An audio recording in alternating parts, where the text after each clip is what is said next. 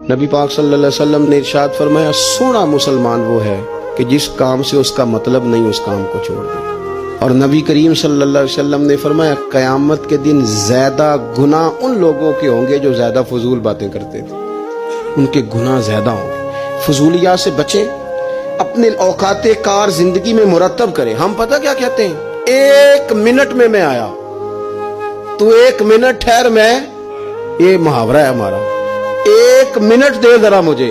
تو میں اکثر دوستوں سے کہتا ہوں کہ جو 1 منٹ ہے نا اسے کیوں ضائع کرتے ہو، کیوں کہتے ہو 1 منٹ ٹھہر، کیوں ٹھہرے بھائی؟ آپ کو پتہ ہے منٹ میں کیا ہوتا ہے؟ 1 منٹ میں 6 دفعہ سورۃ اخلاص پڑھی جا سکتی ہے اور 2 قرآن پاک پڑھنے کا ثواب ہے۔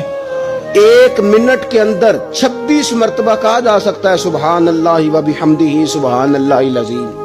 اور یہ وہ کلمات ہیں کہ نبی پاک علیہ السلام نے فرمایا زبان سے کہنے آسان ہیں، میزان عمل پر ان کا بڑا وزن ہے، اور یہ تمہارے رب کے بڑے پیارے جملے ہیں، اللہ کو بڑے محبوب ہیں یہ کلمات۔ آپ دیکھیں سبحان اللہ، الحمدللہ، اللہ اکبر، یہ کتنی دفعہ پڑھا جا سکتا ہے؟ 1 منٹ کے اندر کئی دفعہ پیار سے ماں باپ کی زیارت کی جا سکتی ہے، اور جتنی بار زیارت کرو پورے حج کا ثواب ملتا ہے۔